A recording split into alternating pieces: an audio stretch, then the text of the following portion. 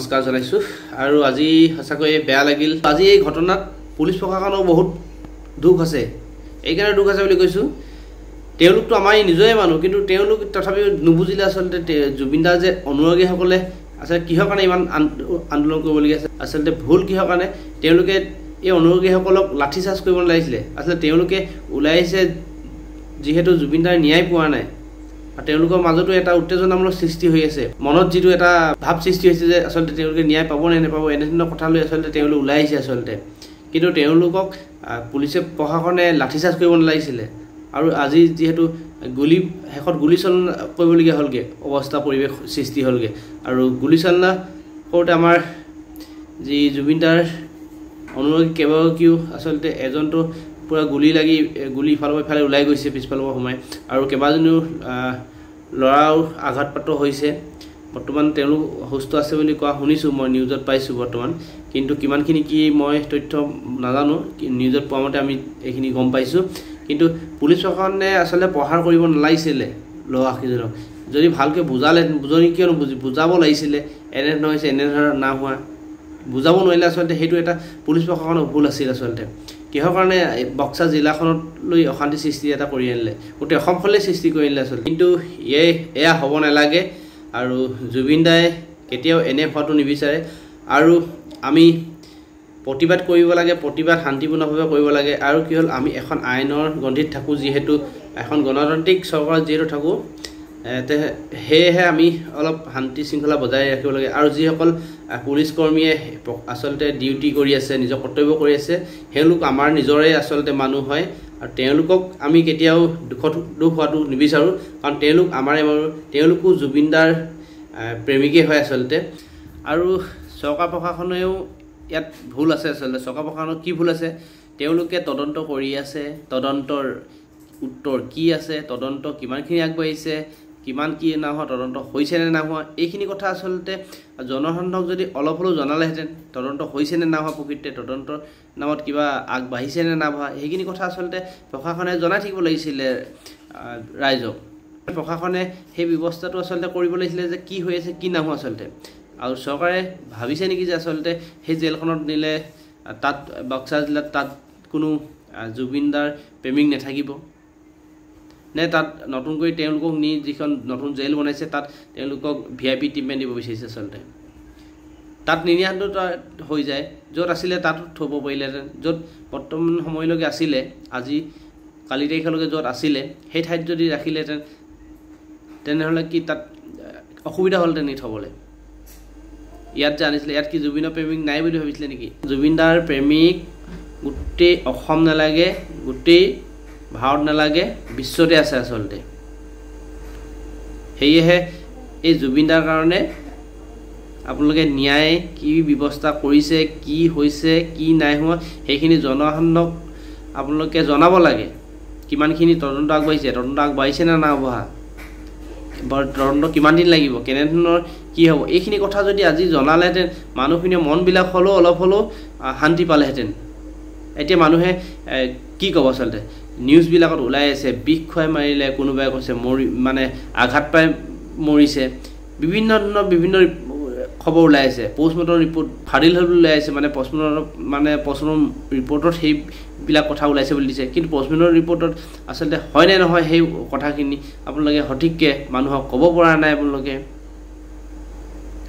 সেইকাৰণে আচলতে মানুহবিলাক উত্তেজিত আচলতে হৈছে কি আৰু আজি পুৱা নহওঁতে আচলতে ৰাতিয়ে গৰিমাবুৱে এটা পোষ্ট কৰিছিলে আচলতে একো বুজা নাই ইমান ৰহস্য অথচ একো গোপনীয়তাও নাই ৰাজহুৱা কৰা নাই অথচ সকলোৱে গম পায় কি তাৰমানে আপোনালোকে ইমান ৰহস্য মাজলৈ নিছে যে একো বুজিয়ে পোৱা নাই কোনো আচলতে কথাখিনি কি হৈছে তাত একো আগফালে গোপনীয়ও নাই আৰু ৰাজহুৱা কৰা নাই আপোনালোকে এতিয়া পষ্টমৰ্টম ৰিপৰ্টটোৱে ৰাজহুৱা কৰা নাই কিন্তু আজি সকলোৱে জানে পষ্টমৰ্টম ৰিপৰ্টৰ কথা যিটো মানে নিউজত ওলাই আছে তো কি বুজিব মানে কি বুলি ভাবিব আচলতে মানুহে সেইটো সম্পূৰ্ণ চৰকাৰ প্ৰশাসনৰ ওপৰত ভুল আছে আসলতে তেওঁলোকে ৰাইজক আশ্বাস দিব পাৰিব লাগিছিলে ৰাইজক ক'ব পাৰিব লাগিছিলে এনেধৰণৰ তদন্ত আগবাঢ়ি আছে আৰু আমাৰ ন্যায়পালিকাৰ ওপৰত বিশ্বাস আছে আমাৰ আইনৰ ওপৰত বিশ্বাস আছে কাৰণে সকলোৱে আইনৰ লৈ অপেক্ষা কৰি আছে আচলতে কি ৰিজাল্ট আহিব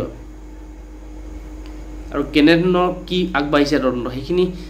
জানিব সকলোৱে বিচাৰে আচলতে আৰু এইটো আচলতে জুবিন দা সৰু এজন মানুহ নহয় আপোনালোকে যিমান সৰুকৈ ভাবিছে আচলতে তেনেধৰণৰ মানুহ নহয় আৰু আমাৰ যিসকল প্ৰতিবাদকাৰী আজি প্ৰতিবাদ কৰিছিলে তেওঁলোককো এটা অনুৰোধ জনাইছোঁ আচলতে প্ৰতিবাদ কৰে আপোনালোকে গণতান্ত্ৰিকভাৱে কৰক কাৰণ আমি যিহেতু গণতান্ত্ৰিক চৰকাৰত বাস কৰি আছোঁ আৰু যদি আপোনালোকে ধৰক হিংসাত্মক কয় তেনেহ'লে আমাৰ এই নিজৰ ককাই ভাই কেইজনী আচলতে আমাৰ প্ৰতিবাদকাৰীসকল মৰিলেও আমাৰ নিজৰ ককাই ভাই হ'ব আৰু আৰক্ষী প্ৰশাসনৰ লোকসকল যিসকল কৰ্মৰত হৈ আছে বৰ্তমান তেওঁলোকো যদি কাইলৈ কিবা এটা হয় কাইলৈ আমাৰেই দুখ লাগিব আচলতে কেলৈ তেওঁলোকো আমাৰেই মাজৰ আৰু তেওঁলোকৰ মাজত জুবিন দাৰ প্ৰেমিক নাই বুলি আপুনি ক'ব নোৱাৰে সকলোৱে আচলতে জুবিন দা প্ৰেমিক ইয়াত কিন্তু তেওঁলোকে যিহেতু কৰ্তব্যত আছে কাৰণ কৰ্তব্যত কিছুমান নীতি নিয়মৰ মাজত থাকিব লাগে কাৰণে আচলতে তেওঁলোকেও কিছু বজাই ৰাখিবলগীয়া হয় আচলতে তেওঁলোকক দুখ দিও লাভ নাই কিছু কথা গতিকে এই যিসকল কৰ্মৰ পুলিচ প্ৰশাসন আছে তেওঁলোকক আচলতে আৰক্ষী বিষয়া আছে তেওঁলোকক আচলতে আমি দুখ দিয়াটো বা আমি তেওঁলোকক ওপৰত হিংসাত্মক হৈ যোৱাটো কোনো যুক্তিযুক্ততা কথা নাহে তেওঁলোকেও কৰ্মৰ কাৰণে আজি কৰি আছে সেইটো কাৰণে আচলতে তেওঁলোকো বাধ্য কিছুমান কাৰণ আইনৰ মতে কৰিব লাগিব আচলতে আমি যিহেতু আইনৰ গণ্ডিতে থাকোঁ আমি যিহেতু গণতান্ত্ৰিক অধিকাৰ গণতান্ত্ৰিক চৰকাৰত যিহেতু আমি আছোঁ গতিকে গণতান্ত্ৰিকভাৱে আমি কিছু কাম কৰিলে ভাল হয় আচলতে আৰু জুবিন দাই আমি যেনিবা পালোঁৱে সেইকেইজন আমি ৰাজহুৱাভাৱে দোষী বুলি তেওঁলোকক প্ৰমাণ কৰি পৰা আমাৰ আমি প্ৰমাণ কৰিলোঁৱেই কিন্তু ন্যায় সেই বস্তুটো প্ৰমাণ আচলতে আমাক কৰি দিব লাগিব ন্যায় আচলতে ক'ব লাগিব তেওঁলোক আচলতে দোষী হয় এইখিনি হয় সেইটো আচলতে ন্যায় ক'ব লাগিব আমি যদি এতিয়া ধৰক তেওঁলোকক পাই যদি আজি মাৰিও পেলাওঁ কিন্তু জুবিন দাই ন্যায় নাপাব এইটো কাৰণে নাপাব কাৰণ এইটো আইনভাৱে নহ'ব আচলতে আইনগতভাৱে যিহেতু এটা ব্যৱস্থা হ'ব যে তেওঁলোক হয় আচলতে তেওঁলোক দোষী হয় বুলি যদি আইনী প্ৰক্ৰিয়া হয় তেনেহ'লে জুবিন দাও ন্যায় পাব আমিও আচলতে সেই ভাল পাম আচলতে আৰু কোনো অনুৰাগী আমি আচলতে কোনো ক্ষতি হোৱাটো আমি কেতিয়াও কাম নকৰোঁ সেয়া পুলিচ প্ৰশাসনেই হওক বা আমাৰ নিজৰ সাধাৰণ অনুৰাগীয়ে হওক জুবিন দাৰ যি সাধাৰণ লোকেই হওক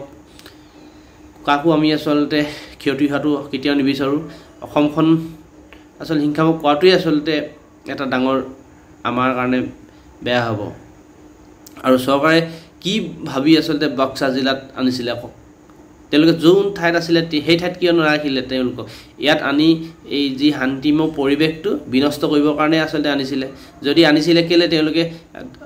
তেওঁলোকক এটা ব্যৱস্থাৰে যিহেতু ৰাজহুৱা নকৰি সেই কথাখিনি ৰাজহুৱা নকৰি আনিব নোৱাৰিলেহেঁতেন নেকি আৰু দৰকাৰী নাই নহয় ইয়ালৈ আনিবলৈ তেওঁলোকে সেইখন কি বাক্সাখন অসমৰ নহয় নেকি তাত কি জুবিন প্ৰেমী নাই বুলি ভাবিছিলে নেকি কেনেধৰণৰ এটা মূৰ্খামি